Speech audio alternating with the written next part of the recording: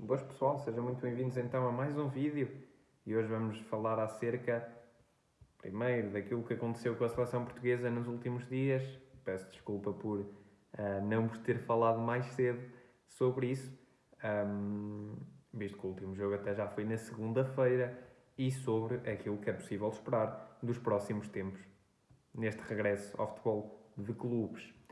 Falando então sobre a seleção portuguesa teve 2 jogos. O primeiro já o analisei e podem ir lá ver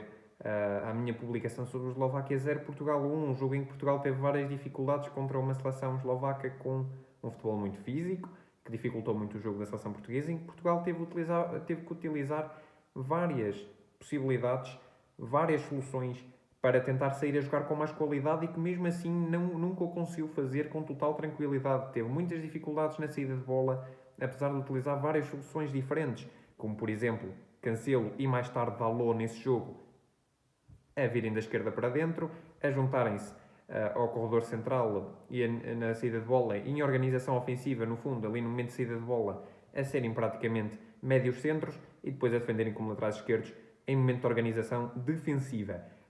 Também algo que foi feito foi recuar o Palhinha para o meio dos dois centrais, abrir os dois centrais, nesse jogo, o António Silva e o Ruben Dias, e recuar o Palhinha para o meio dos dois centrais para fazer essa saída de bola a 3 com 2 homens à frente, portanto com um dos médios e com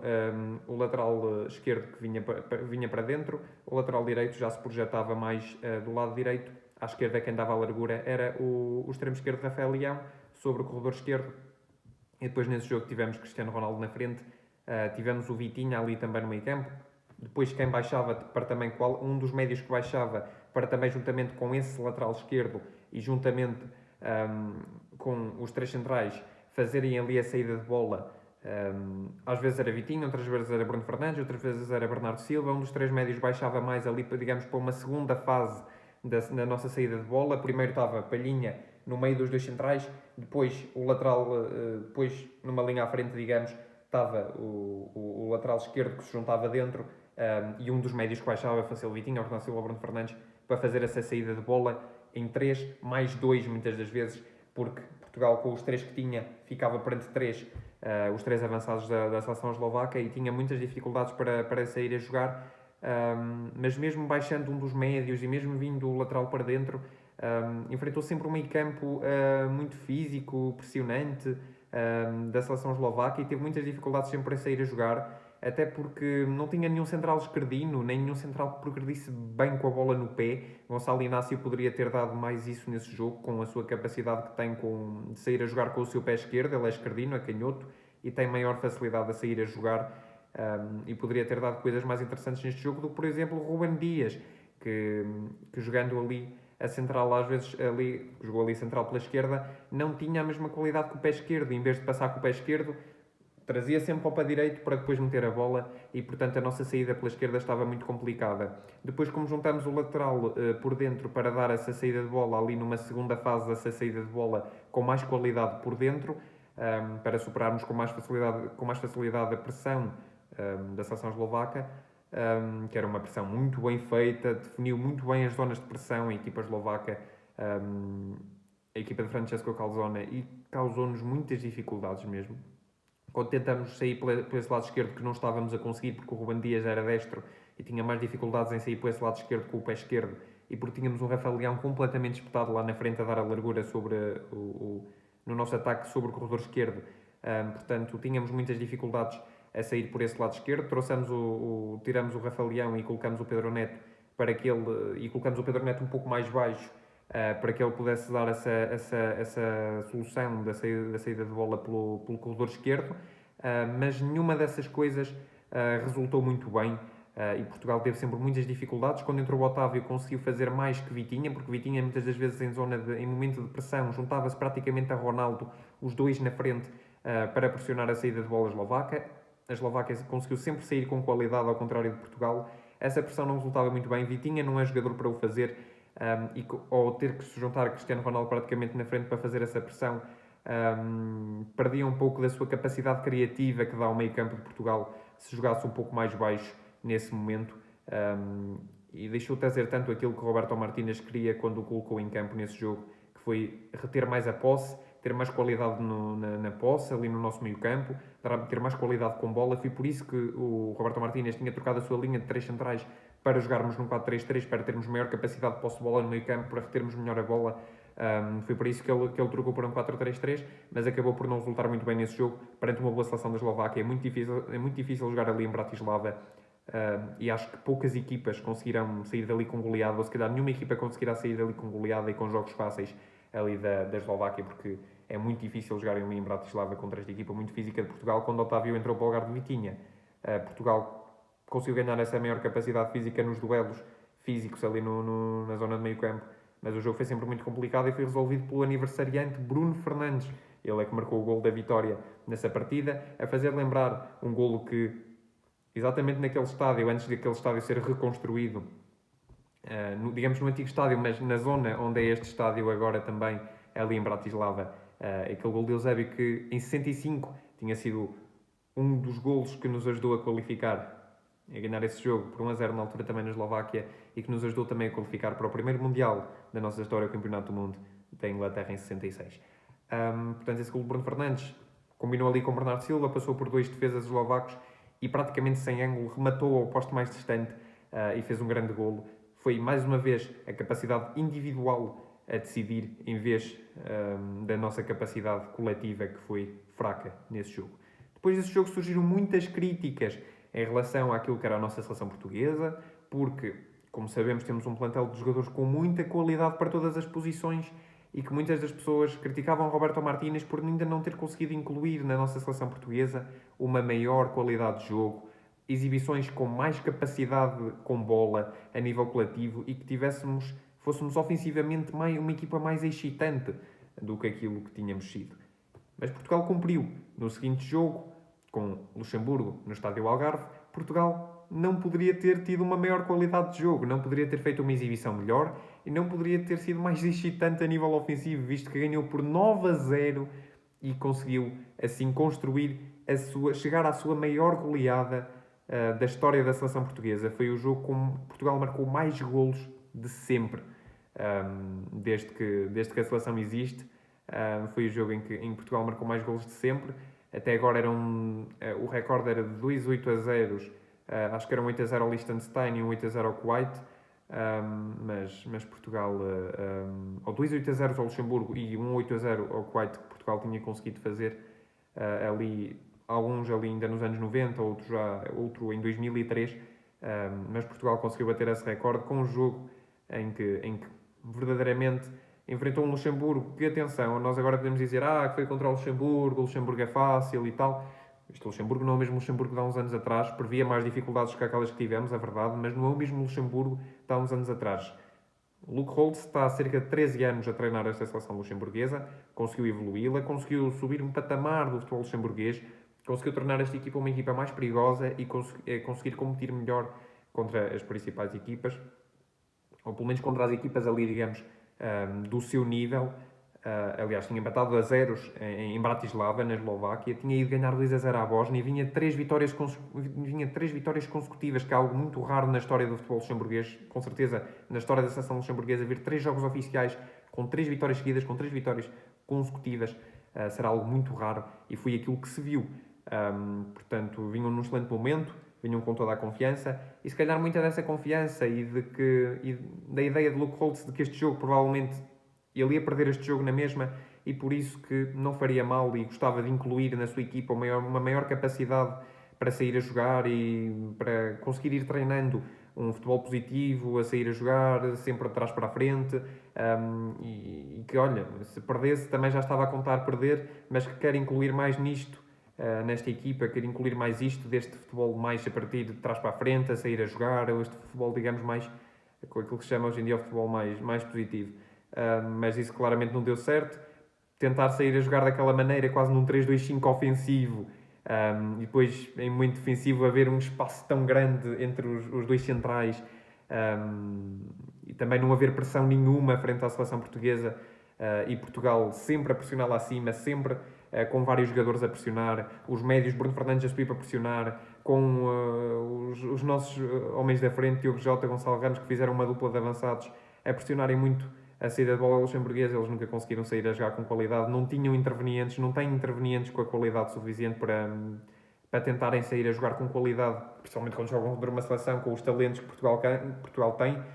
com a seleção que Portugal tem, com os jogadores que Portugal tem, e portanto tornou-se claramente muito complicado para eles. Basicamente deram vários tiros nos pés ao longo do jogo a tentar sair a jogar, Portugal a pressionar muito bem, eles não pressionavam Portugal saía a jogar com toda a facilidade do mundo. Desta vez jogou com um sistema tático diferente, apesar de mais uma vez em momento de saída de bola Portugal praticamente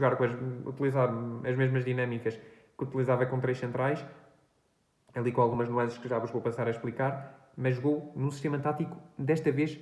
não de 4-3-3 como tinham usado na Eslováquia, mas de 4-4-2 perante esta seleção de Luxemburgo. Cristiano Ronaldo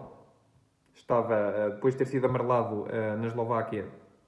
não poderia ir a jogo hoje, estava castigado. Hoje não, ir a jogo na segunda-feira. Ir a esse jogo com o Luxemburgo estava castigado. E portanto tivemos Gonçalo Ramos e Diogo Jota na frente de ataque da seleção portuguesa, uma frente de ataque muito móvel, jogadores muito bons na ruptura, jogadores muito fortes também na finalização, também muito pressionantes e que ajudaram muito Portugal. Rafael Leão a dar mais largura sobre o corredor esquerdo, Bernardo Silva mais sobre a direita. Depois tivemos Bruno Fernandes com Danilo também no meio campo português. E de facto isso trouxe-nos uma grande qualidade. Muitas das vezes o próprio Bruno Fernandes subia para ir ajudar a pressionar, para ir ajudar os nossos avançados a pressionar. Mas em momento de saída de bola, aquilo que é mais importante explicar é o seguinte: Portugal sai desta, não é só aqui pela goleada, pelo grande jogo que fizemos, pela grande qualidade que demonstramos, as dinâmicas, as trocas posicionais, o futebol de pé para pé, tal, sempre muito bem jogado pela nossa seleção neste jogo, contra uma seleção luxemburguesa que ficou claramente abaixo do nível que eu esperava que fosse demonstrar perante a nossa equipa. E dos grandes jogos, o grande patrão da nossa equipa, Bruno Fernandes, que decidiu o jogo com a Eslováquia e fez 3 assistências e marcou um gol neste jogo com o Luxemburgo. Neste momento é claramente o jogador português em melhor forma atualmente, o que melhor rende na seleção portuguesa, é fazer tudo no jogo, fez tudo. Tem o nosso principal jogador em campo, a lançar, aqueles seus passos longos, a pressionar, a rematar, a assistir, defensivamente, ofensivamente, enfim, foi muito importante em todos os momentos do jogo para a nossa seleção portuguesa. Mas acima de tudo isso, acima da maior goleada da história que nós fizemos, saímos daqui, desta paragem para as estações, desta data FIFA, com novas dinâmicas, com uma equipa que, como Roberto Martínez tinha dito na sua primeira conferência de imprensa quando chegou à seleção portuguesa, uma equipa que ia apresentar flexibilidade tática e que, de facto, naqueles primeiros jogos, após termos jogado sempre com 3 centrais, sempre ali com as mesmas dinâmicas, com o mesmo sistema tático em 3-4-3, nós pensaríamos que isso seria conversa para, como se costuma dizer, para inglês ver. Mas o que é certo é que, verdadeiramente, Roberto Martínez mudou. Houve flexibilidade tática, tentou utilizar dinâmicas diferentes num 4-3-3 na Eslováquia, não tinha corrido muito bem, mas frente ao Luxemburgo utilizou um 4-4-2 em que incluiu aqui dinâmicas de saída de bola muito interessantes, com Diogo Dalot, o lateral esquerdo, que é muito defensivo, era o lateral esquerdo, mas que depois se juntava dentro ao corredor central para fazer praticamente médio centro em momento de organização ofensiva, no momento da nossa saída da bola, e que o Danilo, que era o médio mais defensivo da nossa equipa neste jogo, baixava e com a sua grande qualidade para sair a jogar, baixava e a fazer um papel muitas das vezes em que a equipa, quando tinha a bola numa fase mais ofensiva, mais perto do último terço, ou quando estava a defender, ele era o médio centro. E ele era central quando a equipa estava em muita saída de bola, porque ele baixava para o meio dos 2 centrais, que neste jogo foram o Gonçalo Inácio, que deu uma grande capacidade de saída de bola por lá está a ser o central esquerdino, e usando o pé esquerdo sobre aquele lado esquerdo deu uma maior capacidade de saída de bola também. É normal que tenhamos saído a jogar melhor porque tivemos o Luxemburgo que não nos pressionou minimamente nesse momento. Mas é importante explicar isto. Danilo, muito confortável neste papel, porque ele é médio de origem, mas também tem feito, já se virou praticamente um central na sua carreira, e portanto ser central a momento de saída de bola e em momento em que a bola estava mais perto do último terço, ou em momento defensivo, ser médio, para ele é tranquilo, e portanto então o Luxemburgo não pressionou nada, para ele foi. E com a sua boa capacidade de sair a jogar, para ele foi muito tranquilo. E fez obviamente mais um grande jogo, e Gonçalo Inácio também. Gonçalo Inácio também fez um grande jogo, o central esquerdino a dar maior capacidade de saída de bola por aquele corredor esquerdo, com o seu pé esquerdo, também um jogador muito forte no passe, muito forte nesse momento de saída de bola, e para além disso um excelente finalizador. Foi lá 2 vezes nas bolas paradas, nos cantos, e Bruno Fernandes assistiu com dois grandes passes, digamos ali, trivela, para a sua cabeça, em que ele com 2 cabeceamentos fez 2 golos, bisou no jogo, fez um grande jogo a nível defensivo e a nível da saída de bola também. Em todos os momentos, Gonçalo Inácio foi um jogador muito importante e é um jogador que tem grande futuro e que tem demonstrado grande nível na nossa seleção e que já merece ser mais vezes ele o titular, até à frente, na minha opinião, de António Silva, que também é, obviamente, um central de muita qualidade. Nelson Semedo projetou-se muito mais sobre o corredor direito, Dalot vinha para dentro, tínhamos Rafael Leão a dar muito mais largura sobre o corredor esquerdo, Bernardo Silva jogava ali mais sobre a direita, mas também partia muitas vezes para zonas interiores, para dar o corredor ao Nelson Semedo à direita. Tínhamos uma dupla de avançados lá está muito pressionante, muito móvel, muito forte nas rupturas, na finalização com o Diogo Jota e com o Gonçalo Ramos, que bisou também, uma primeira parte de Gonçalves, com um bis de Gonçalo Inácio e um bis de Gonçalo Ramos. Gonçalo Ramos, o Pistolas, acabou por estar muito forte no momento da finalização, muito forte no momento da pressão, demonstrar no fundo todo o seu nível perante uma defesa que também se deixou muito a desejar da equipa luxemburguesa, uma organização defensiva com muito espaço entre os centrais e que muitas das vezes deixou muito a desejar de facto. Deu muitos tiros nos seus próprios pés e ao vento falar em tiros, o pistoleiro Gonçalo Ramos aproveitou e fez 2 golos e esteve mais uma vez muito bem no jogo. E portanto Portugal parece pelo menos neste jogo que encontrou um ambiente tático perfeito para os seus laterais, seja Cancelo ou Dalot, que jogam bem por dentro, para um lateral direito, seja ele Nelson Semedo ou mesmo o Cancelo quando joga por lá, que atacam muito bem o corredor, o Bernardo Silva que parte da direita para dentro, um dos médios defensivos, que normalmente quando é Palhinha não dá tanta capacidade de saída de bola, mas quando é Danilo dá mais a juntar-se para o meio dos centrais no momento de saída de bola. Portanto, com Bruno Fernandes a fazer tudo ali em campo, ali no nosso meio campo, a fazer tudo a nível defensivo e ofensivo, com uma dupla de avançados muito interessante, muito móvel e uma equipa com grande liberdade de movimentos também. Não teve Ronaldo é um jogador muito importante, obviamente. Temos que agradecer por tudo, mas neste momento já está mais velho e não dá. Quando está em campo, a equipa não tem a mesma capacidade, a mesma liberdade de movimentos, a mesma fluidez, parece-me a mim, de movimentos de quando com bola e sem bola, de quando ele está em campo. Ele muitas vezes é menos no momento da pressão, é menos a nível defensivo, pouco faz pela equipa, tenta-se mover, tenta sair da área, mas hoje em dia é um ponta de lança já muito mais finalizador, um ponta de lança muito mais novo da área, não é? Digamos assim. Muito mais marcador de golos do que daqueles sprints que ele fazia antigamente, ou de sair da área, ou de cair nos corredores laterais. Não é jogador para isso. Para isso estão lá outros. E acho que a equipa sem Ronaldo tem maior liberdade de movimentos, parece-me isso neste momento. E apesar de jogarmos contra o Luxemburgo mais fraco, fica a maior goleada da nossa história, da história da nossa seleção. E fica, acima de tudo, as novas ideias de saída de bola, o novo sistema tático que consegue dispor os jogadores de maneira diferente e muito mais confortável para todos eles dentro do campo, as dinâmicas que também são muito confortáveis para os jogadores em questão, que lhes dão muita capacidade, e saímos daqui com uma seleção que finalmente trouxe a qualidade de jogo que nós tanto queríamos ver nesta nossa seleção, perante um Luxemburgo fraco, é verdade, mas tiramos daqui coisas muito positivas de uma equipa que, tal como o Roberto Martínez disse na sua conferência de imprensa da sua apresentação como selecionador nacional,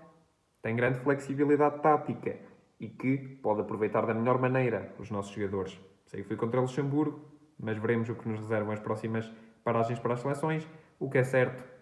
é que isso acho que já é impossível de negar. Portugal está praticamente qualificado para o próximo Campeonato da Europa 2024 e apesar de ter havido críticas antes, e agora tenho que dar os parabéns a tudo aquilo que os jogadores portugueses e que o nosso selecionador Roberto Martínez fez. Tenho que dar os parabéns a todos, portanto todos os parabéns depois deste grande jogo, a maior goleada da nossa história e pelas dinâmicas que têm sido incluídas e a flexibilidade tática que tem sido incluída nesta equipa. Apesar de antes não haver tanta qualidade de jogo, o que é certo é que Portugal está praticamente no próximo Campeonato da Europa da Alemanha 2024 e em 6 jogos, são 6 vitórias, 24 golos marcados, nenhum sofrido. Portugal está com uma defesa e um ataque muito fortes e apesar de podemos dizer que o grupo é fácil, somos a única seleção a ter 18 pontos neste momento e a não ter golos sofridos, com o primeiro lugar com o próximo Campeonato da Europa 2024 praticamente garantido. E mais importante do que tudo isso é a flexibilidade tática que esta equipa tem e o poder ter encontrado um ambiente tático muito interessante para os nossos principais jogadores neste momento, Rafael Leão, Bruno Fernandes e Bernardo Silva, que precisam de facto ter esta liberdade e de facto de ser propostos os papéis e as funções em que eles se sentem mais confortáveis para poderem jogar e ajudarem muito a nossa seleção. Foi isto. Paragem para as seleções. esta de setembro, que nos vai, acho que, trazer muitas coisas positivas e vamos levar muitas coisas positivas a nível tático daquilo que foi esta paragem para as seleções neste mês de setembro, para os próximos tempos, para as próximas datas FIFA. Agora já sabem, vão voltar os clubes. Já amanhã temos o Estrela da Amadora Futebol Clube do Porto. Depois vamos ter também o Vizela Benfica no sábado. Também o Farense, o Sporting Clube Braga. No domingo temos o Sporting Moreirense. Portanto, na próxima semana volta à Champions, volta à Liga dos Campeões. Esperamos, obviamente, grandes jogos. Depois deste tempo, destas 2 semanas que os treinadores tiveram para trabalhar com os seus jogadores nesta paragem para as seleções nos seus clubes, poderemos esperar algumas coisas novas e algumas equipas a jogar melhor do que jogavam antes. Para os adeptos do Futebol do Porto, esperam obviamente que o Futebol do Porto pratique um futebol depois deste tempo de paragem e de treino, de Sérgio Conceição, com a maioria dos seus jogadores que não foram às seleções. Só Taremi, e Diogo Costa é que foram às seleções nacionais. Portanto, Portugal não, o Futebol do Porto tem tudo para poder voltar a um nível interessante, apesar de jogar num terreno muito complicado contra este Estrela da Amadora de Sérgio Vieira na Reboleira. O Futebol do Porto tem tudo para fazer um bom jogo e voltar ao seu nível habitual. Depois também já ter fechado o mercado e já ter fechado tudo. Agora a cabeça está muito mais focada verdadeiramente no clube e o Futebol do Porto, tal como o Benfica, tal como o Sporting, tal como todas as equipas, tem tudo. Apesar dos jogos estarem a ser complicados, contra as equipas pequenas que estão cada vez mais a demonstrar o seu nível no campeonato português, perante as equipas grandes, uma coisa tenho a certeza, agora sim começa a época verdadeiramente a pegar fogo. Nos próximos cerca de 24 dias vai haver 6 jogos para as principais 4 equipas portuguesas, Benfica, Futebol do Porto, Sporting Clube Braga, Sporting, Clube de Portugal. Vai começar a Liga dos Campeões para essas 3 equipas, as 3 primeiras classificadas da temporada passada, e para o Sporting vai começar a Liga Europa. Vamos ter vários jogos de campeonato, também está a ser da Liga, está a ser Portugal a Liga a começar, portanto vai haver muita coisinha para ver nos próximos dias. Já agora com este regresso do campeonato e na próxima semana a Liga dos Campeões, o Porto vai ao Shakhtar, o Sporting na Liga Europa vai ao Sturm Graz, o Benfica recebe na Champions o RB Salzburgo e o Sporting Clube Braga recebe na pedreira para a Champions o Napoli, a equipa do Nápoles. Portanto, vamos ter aí